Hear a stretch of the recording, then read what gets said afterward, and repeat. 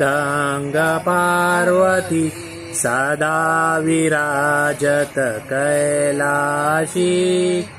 नंदी शृंगी नित्य करत